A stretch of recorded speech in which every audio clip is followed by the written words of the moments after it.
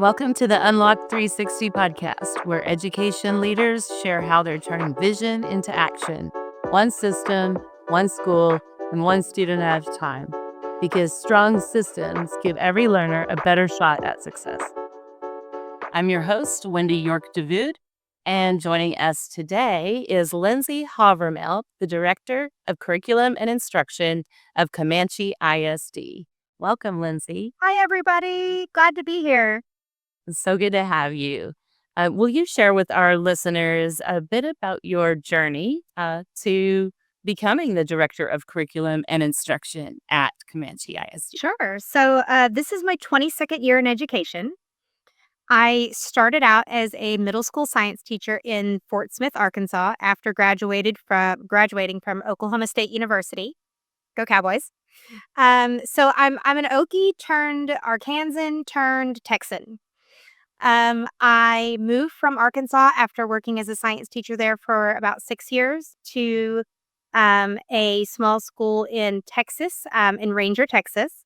And I was there for just a little under 2 decades, where I worked as a science teacher and then became kind of the district testing coordinator and became kind of some data collecting people. And so I just kind of moved up until I became the director of curriculum and instruction. And at Ranger is when I am connected to the Teacher Incentive Allotment. We started that at Ranger while I was there. And a position came open at Comanche to be their director of curriculum and instruction. And I had formerly worked for the superintendent as a principal at Ranger. Our superintendent at Comanche ISD is a fantastic leader.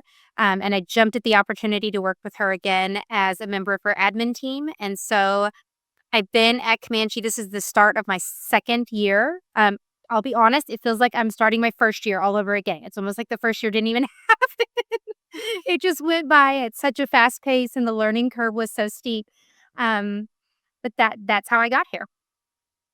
That's awesome. You've worn many hats, I Yes, can ma'am. tell, in your career. And we have something in common because I also started, not at middle school, it was at an intermediate school, but as a science teacher. So fun As stuff. science teachers, we're awesome. Yes, You have to be, they always say you have to be a little bit of a crazy person to want to teach intermediate or middle school students, but I always really enjoyed them. They were just always really my jam, and just combining that with the fun and creativity of science just was just a natural fit for me. I love that because they are my love as well. And I love them all, but middle school was my jam for sure. Yeah. After teaching at intermediate school in Alief ISD in the Houston area, I relocated and taught at a 7th and 8th grade junior high in Southern California. So yeah, they're fun. They are. Well, Lindsey, now that you are in your role and stepping into the second year as Director of Curriculum and Instruction, tell us about some of the challenges that you face in ensuring students have equitable opportunities in Comanche ISD. So to be honest, there aren't a lot of places where we have those struggles. We we have, like I said, we have an incredible team of people who have kind of paved the path of the position that I have now. And we very, very carefully vet curriculum that is approved by the state. And we very carefully have our teams plan together and use assessment appropriately to drive instruction. And so we're doing a lot of things really, really well. Um, One of our struggles is math. We have struggled finding a math curriculum that we really love that is non-algorithmic. Like, we recognize the need for an algorithm, but sometimes there's a need for students to be able to think about things in a little bit of a different way, or to allow that teacher to be able to teach it in a little bit of a different way. And so we have really tried to make a point of finding a math curriculum that is that blend. And so that was one thing that we've worked with. Another thing that we've worked with is we have a very high population of students whose English is not their first language. And we don't necessarily have the same population of teachers on our campus where English is not their first language. And so we sometimes have some struggles curricularly trying to reach them and make sure that they have the same equal opportunity as the rest of their classmates to learn and grow and Yeah. That's a common struggle. Uh-huh. And have you all found a math curriculum that you think is giving them the opportunity to deepen their understanding conceptually and with problem solving? we last year when I first started in this position, we were using a program called Bridges. Okay. And Bridges is a common core curriculum. It is fantastic. There are schools all over the nation using Bridges, but it's not based in TEKS. Mm. And so our teachers, and it's not based in our year at a glance that we use from the TEKS resource system or TCMPC. So our teachers struggled with it a little bit. They loved the concepts. They loved the idea of getting the kids thinking. They loved the engagement piece. Um, but it just wasn't quite fitting with our year at a glance that we wanted our teachers to follow. Mm. So we landed on Bluebonnet this year. Okay. Yeah. And so this is the third curriculum that our math teachers at the elementary have used in, I believe, 3 years, might be 4 years. So they have transitioned and then transitioned and then transitioned. Um, and they are troopers. Our math teachers are absolute troopers. And they're giving Bluebonnet, the best go that they can, and it's working out really well so far. That's great. Yeah. One of our partner districts also just began using the Bluebonnet curriculum. So that's really good to hear that you're having some success there. Yeah. And I feel for your teachers. I know how hard it can be to change your approach, but also the materials that you're using to design and deliver that instruction that many times in such a short span of time. So good for them for being troopers. Yeah, they really are, Yeah. and even more than that, like, they are embracing, like, really truly embracing the idea of there's more than one way to solve a math problem.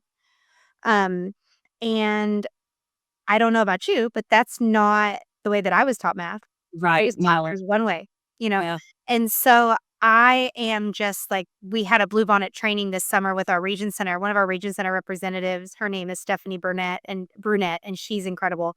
Um, but like the whole training, my mind like just kept exploding because I was like, seriously, seriously, seriously, there's a better way, easier way, there's a different way, because I never learned that way. And so Yeah. having a daughter in the school system, I have a daughter who's in the 5th grade who is currently at the elementary school and learning via Bluebonnet. And Her name, you want to give her a shout out? absolutely, her name is Amelia Day. Hi. She is my volleyball star and my music memory district champion for UIL academic music memory district champ. So much to be proud of. And it's just so nice to know that the way that she thinks versus the way that one of her classmates thinks can both be The right way. equally addressed. Right. True. Absolutely. Yeah. There is definitely more than one way to solve a math problem. And we learned that, I think, we learned that when we went out into the real world and started applying math to everyday life. Can you tell us a little bit about how you all use data currently to inform your instructional practices in mathematics, ELA, ELD for your English learners? Absolutely. So we use a couple of different programs that help to build either build it themselves, an individualized program of learning paths for that student. So for example, we give at the beginning of the year, our students take the NWEA map test. Okay. Yes. And then we use that data then to drive individualized instructional paths within IXL Okay. for all of our students. And so that's one way that we use personalized data to drive, personalized instruction.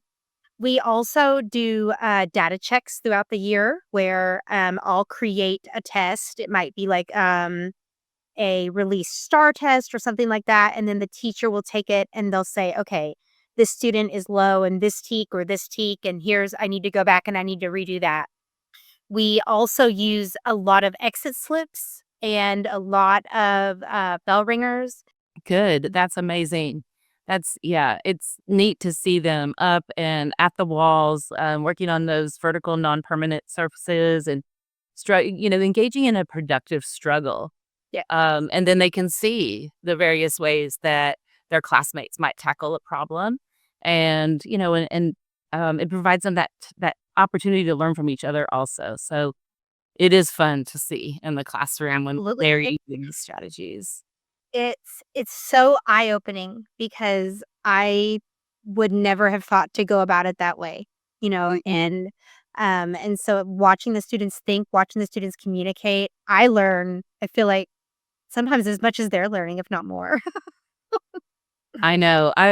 You're reminding me of, I was working with a school site leadership team, that had the team was comprised of the grade level leads and the principal and the vice principal and their coach.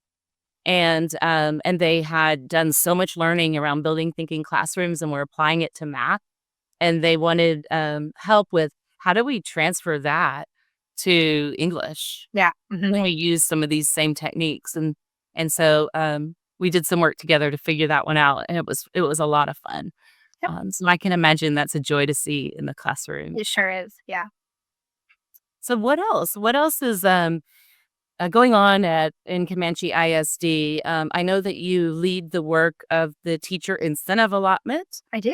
Yeah, I'm the TIA lead, and like I said, I was previously the TIA lead at Ranger ISD, where we had about 40 teachers. And I thought that was a big job. Um, and then moving to Comanche, where we have, 40 plus teachers on one campus. And so being the TIA lead it's a big deal. But we had teachers who are earning those master level designations and at the end of the school year are taking home checks for $28,000. I mean, it is changing teachers' lives at Comanche ISD. And so we have a saying at Comanche ISD for our students. And the saying is anywhere from here. So we want our students with what they get at Comanche ISD, we want them to be able to go anywhere and do anything. Like we want to equip them. And I feel like the teacher incentive allotment is also allowing us to do that with our teachers. Not that we are allowing them to be rewarded. We're allowing them to be recognized. We are retaining good teachers so that they don't want to leave our district, so that they don't feel like they have to leave our district to go get more money somewhere else.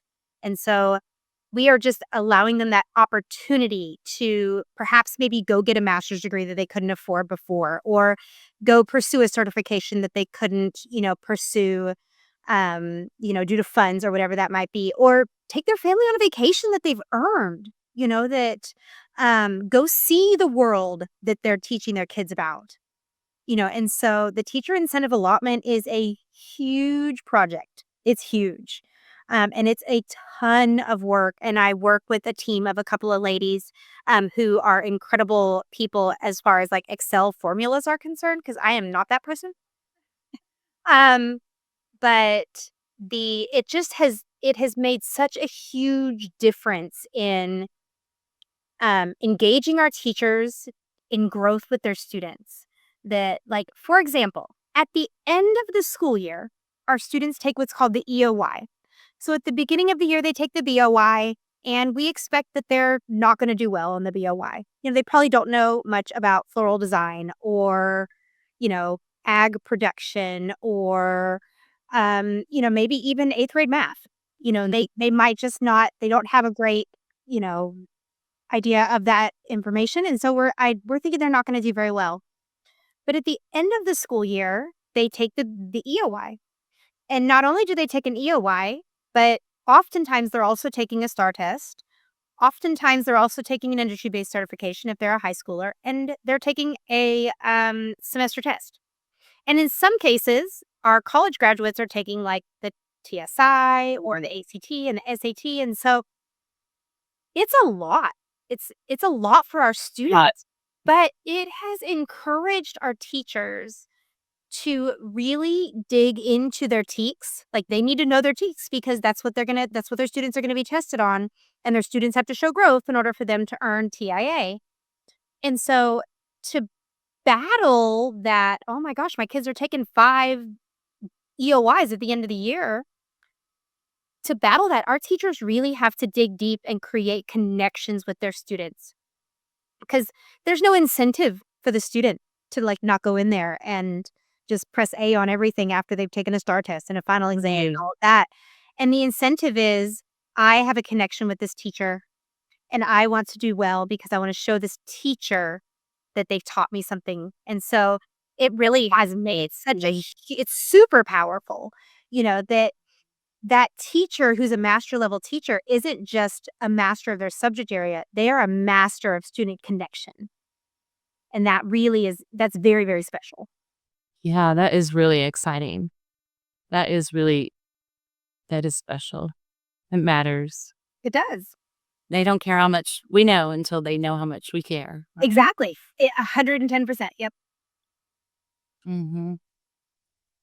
So what else is on your plate this school year? What do you So we talked about Bluebonnet. We talked about TIA. I also lead a team of instructional coaches.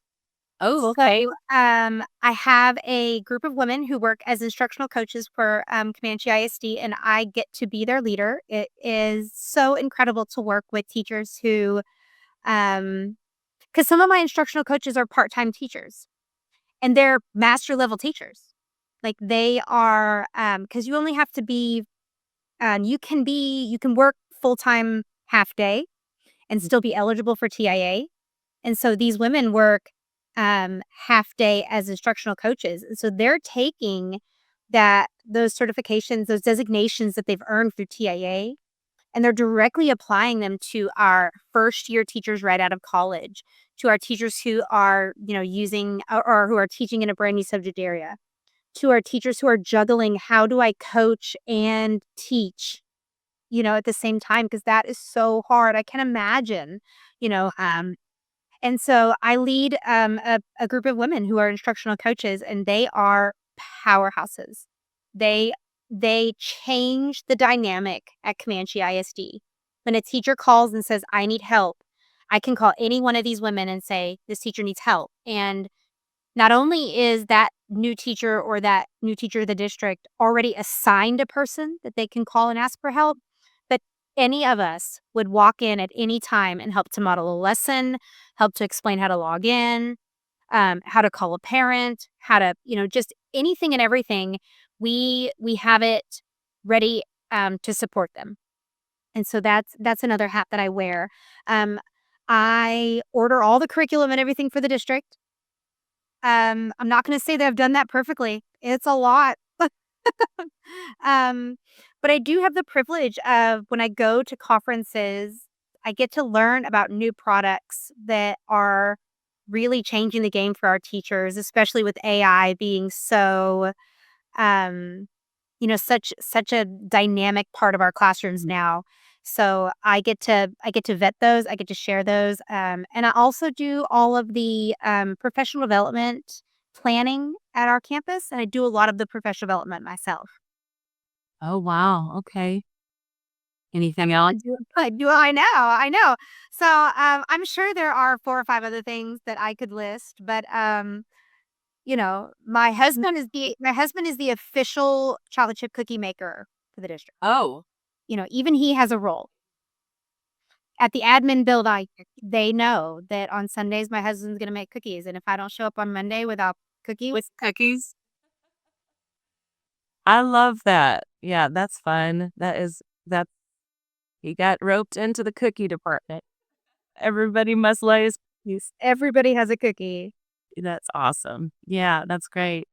Your colleagues are going to call you or text you after the show airs, and they're gonna say, "You forgot that you do this and this and this." Well, See, I thought you were gonna say, we don't work at the admin building and we don't get cookies. That's what I thought you were gonna say. Okay, that. Yeah. We'll say that as well. Where's our cookies? Exactly. So I hear your husband is the chocolate chip cookie for campus. Oh, that's great. Lindsay, if you think about the work that that you do and that your leaders do and that your site principals do, your coaches do, your teachers in the classroom, everybody juggles so much and wears so many different hats. How do you all go about staying focused on a clear, um, you know, area or direction or goal that gets results for kids? That is a really difficult question to answer, and I think if there's a school district out there that has the answer to that question, then, they've got, like, big money, you know? At Comanche, it's really just about communication. Like, we are just in constant communication, and it's about support. So it's about collaboration, it's about support, it's about making sure that if somebody needs help, they can get the help that they need. And if I can't answer that question, it's finding a person or a phone number or something to help them with that question. It's also a matter of funding, which is we have to use our funds very carefully to make sure that our students have what they need in the classroom to be successful. Mm. And it's a matter of taking those things and making sure that we're buying responsibly, and using our funds responsibly to make sure that what we're buying we're actually using and that it's benefiting our students. Absolutely. Yes, and you're right. I haven't met a single district that doesn't have a challenge of staying focused and making sense of all the different moving parts. Yeah. And it can be really overwhelming at times. Yeah. They're just, Absolutely. we have to get our students proficient and doing great things in math, and we have to do that in literacy, and we have to make sure they're safe, and we have to make sure they're fed, and we also have to grow our leaders and our teachers, and now here's a new adoption, and then here's a new state law, and right? It's Yes, all the absolutely. All of that's true. And we are so blessed at Comanche ISD, like I said, to have teachers who are willing. They're like, okay, let's do it. Tell me what I need to do and I'll do it. Um, and so I think that the reason that they're willing to do that is because they don't have to do it alone. We're going to link arms together and we're going to do it together. And so like when it comes time to do what we call our star blitz, what like the 10 days before star or whatever, I ask my teachers to plan that star blitz several weeks ahead of time. Like you need to look at each individual student. You need to find out what each individual student needs. You need to make a plan for each individual student. And I tell them, this is hard work. Like, yeah. and as whenever I ask you to do something new and different, I try to take something off of their plate. So anytime I give you something, I try to take something away. So I'm like, I'll do your recess duty. I'll do your bus duty. I'll do, I'm gonna stand there and I'm gonna link arms with you because what I'm asking you to do is hard. But we do hard things. And at Comanche ISD, our teachers are willing to say, okay, I'm willing to do hard things. Like it's worth it for my students. And I'm gonna work hard and they're gonna work harder. And in the end, we're gonna be successful.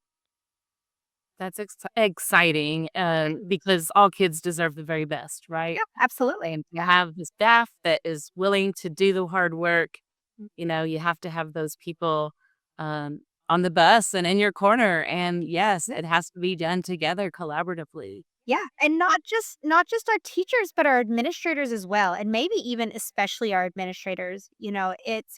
There's so much that our administrators do that nobody even knows. And Mm. I didn't even really know until I started working in the admin building. And you kind of pull that magic curtain back a little bit and you're like, woo, okay. That's a lot. And so the fact that Comanche ISD has such strong principals, such strong leadership in our assistant principal roles and in our purchasing department and and all of our different, what we call our A team, our administrative team, they're all powerhouses. Like we get around the table once a month. And I don't think there's a single problem that we can't solve all around that table when we all get together. So it works out really well. Yeah, that's awesome. If you think about where Comanche ISD is now and where you, if you were the vision setter for the district, where you would like to see the district go in the future and say the next 1, 2 to 5 years. So I'm gonna take a leap a little bit even further than that, like maybe 5 to 10 years. Okay. So um we have started a new project at Comanche ISD where we are attempting to curate our own blended curriculum. Okay. So within our district, so people who work in our district, and we're thinking about maybe trying to maybe look outside of our district, but we started within our district. So let's say kindergarten reading. We have Wonders, we have Lone Star, we have Learning Farm, we have we have handwriting, we've got the writing revolution, we've got all these different resources. And so we have had a team of teachers come together and take all those resources and turn them into a year-long curriculum so that any teacher that walks into that kindergarten classroom can be handed a binder. And in this case, it's like a virtual binder, a virtual like Google folder, a Google Drive folder, but it's all there. Day 1, day 2, day 3. And it's not written by me. It's not written by our principals. It's written by the teachers who are going to use it in that classroom. And then as the teachers are using that, what we're calling curriculum guide, as they're using that curriculum guide, they are communicating with their curriculum guide lead and saying, hey, this lesson that we're doing on Purple Day, because every day we have a different, Tuesday we have a different color, so this lesson for Purple Day, it didn't go so well. Let's maybe think about a different angle for Purple Day, but so that really is a very exciting vision that we have for Comanche ISD, that we are attempting to just get the ball rolling very slowly. And we're starting with one subject area and one grade level, like I said, like kindergarten ELAR. But then we will have this curated curriculum that's made up of all these resources that we love so that our students are reading and they're writing and they're doing all the things we want them to do, they're learning all the things. But it's also like packaged, and we're really, really excited about it.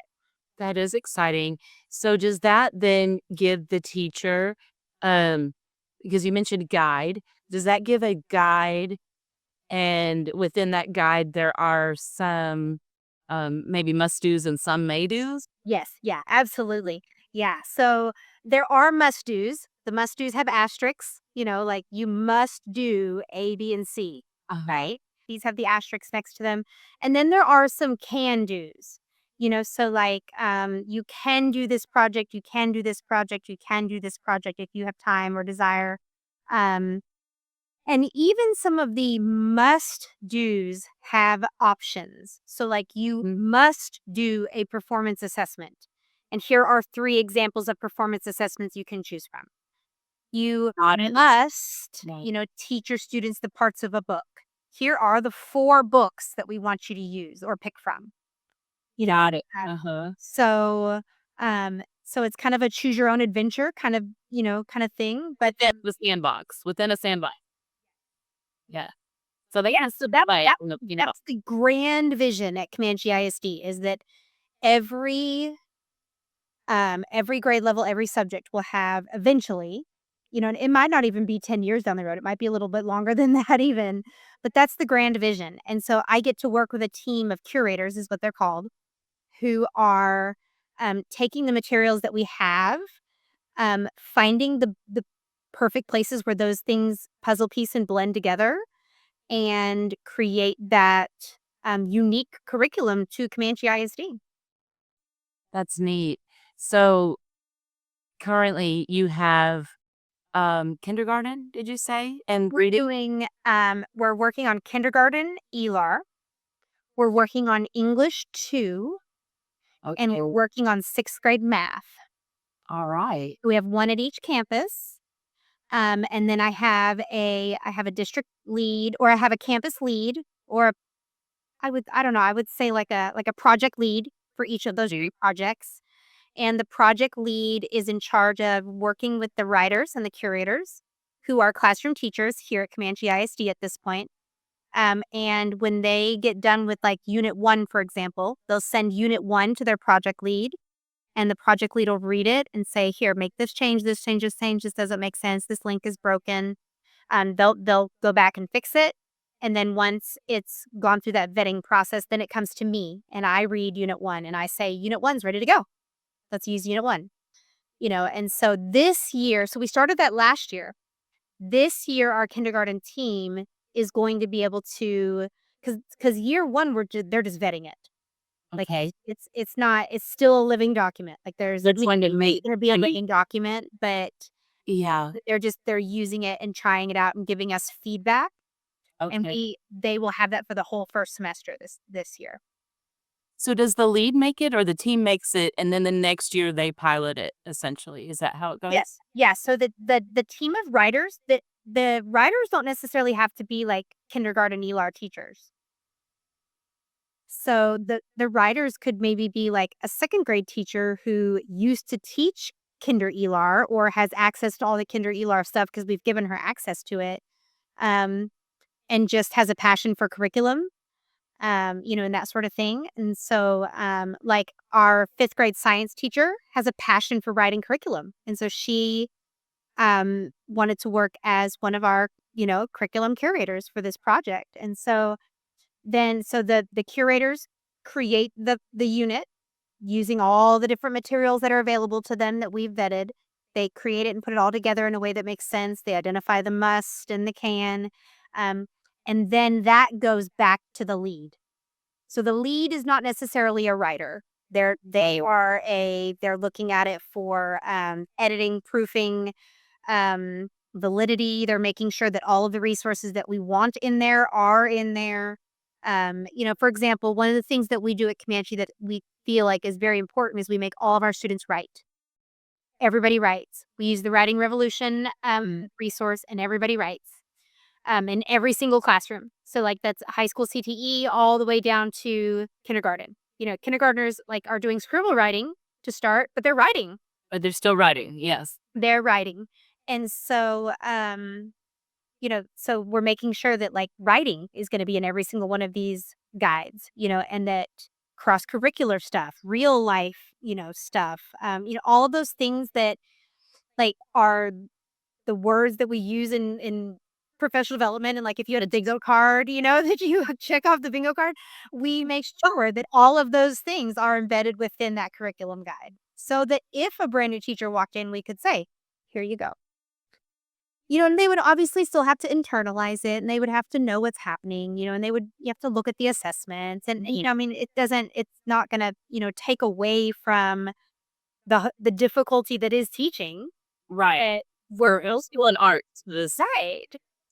But we are hoping that, um, that we can relieve some of that stress, and we can relieve some of that time that's spent planning, and we can relieve some of that wonder about like, what am I supposed to be using, and am I doing this in the right order, and is this rigorous enough, and are my students getting all of the things that they should get?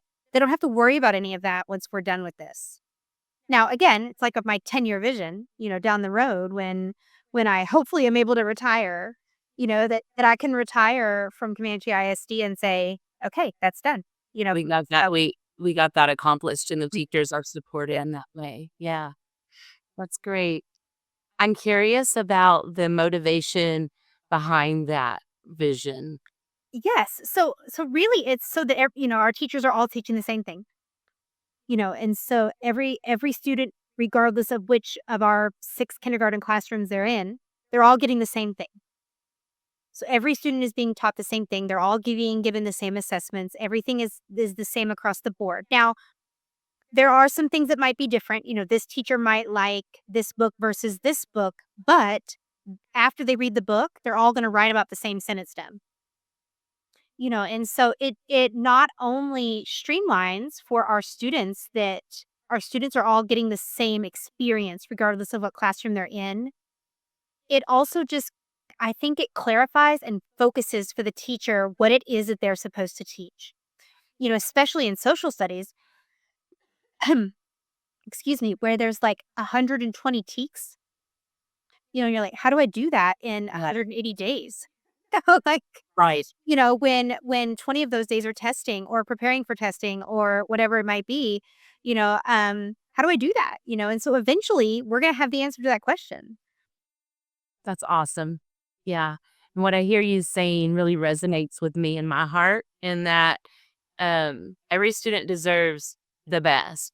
And for the greatest impact, we know from the research that, Hattie has done in visible learning that it's that collective efficacy of the teachers in the classroom.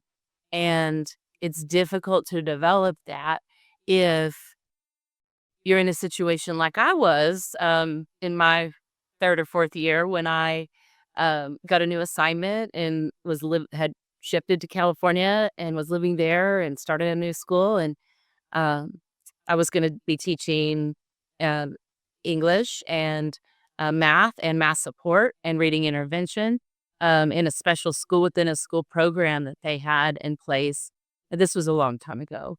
Um, but when I asked for, so essentially I had 4 or 5 different preps.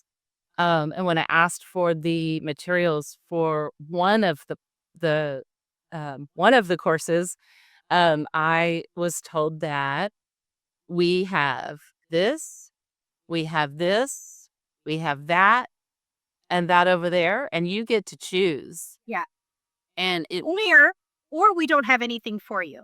yeah, So that's that's the other story. Yeah. Yeah, I mean, they have so many different things, but for me, shifting from teaching science in Texas with TEKS to now I'm teaching, the standards of in California and a different content area at a new school. You feel like a fish out of water again, even though I felt more comfortable with my instructional practice when I left. Still, it's kind of like starting over. And so having all those different resources to have to, it was just overwhelming, like to take home all these different teacher editions and trying to figure out what I was going to use with my kids on my own. It was a lot. So, And our kindergarten teachers, for example, aren't just teaching ELAR. They're right. teaching math, which has 3 or 4 resources. They're teaching social studies, which has 3 or 4 resources. They're teaching science, which has 3 or 4 resources. Like they're doing social skills and handwriting and, days of the week and, all these things. And so if we can create a pre-packaged system for them, that just I think it just really clarifies, and I think it's one of those Mm. things that's really gonna make people want to come to Comanche. Like, not only are we using materials that are high quality instructional materials, but we're using them together in such a way that makes them, stronger together. Yes, absolutely. Absolutely. Well, it's really been a pleasure talking with you today, Lindsey. Thank you. I Is there anything else, like anything else that you want to share with our listeners as we get ready to wrap up here about your journey or your current position and role or the future of Comanche ISD? I'll say this. Um, Education is a really hard place to be. As an educator, as an administrator, education in the world of education is very difficult. But when you find a place where you are supported and you are rewarded and you are celebrated and it's not just that you're there, but you're wanted there. That's something special, and that's Comanche ISD. I love it. Thank you so much for sharing that. It's beautiful and so true. It is so true. It is the hardest job. I mean, it is just so tough. If you're not supported and loved and like if you don't have that, it's just almost impossible. So that's exciting that y'all have that culture and that you do value your teachers and that you do really um, do the hard work together. It's awesome. Yeah, we use arms. Indeed. Indeed. Lindsey, if we could have some, you know, uh, new teachers looking for a home, where would they go to find more information about Comanche Ice? So we have ComancheISD.net.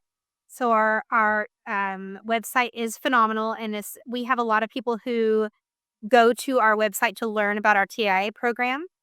When teachers are transferring to our district and they realize we have such a robust TIA program, there's just our website has a lot of information on it. Um, and it's just a really great place to start. Okay, awesome. Thank you so much for your time and agreeing to appear on our show to tell everyone about your experience today. Lindsey, it was a pleasure to meet you and to have you.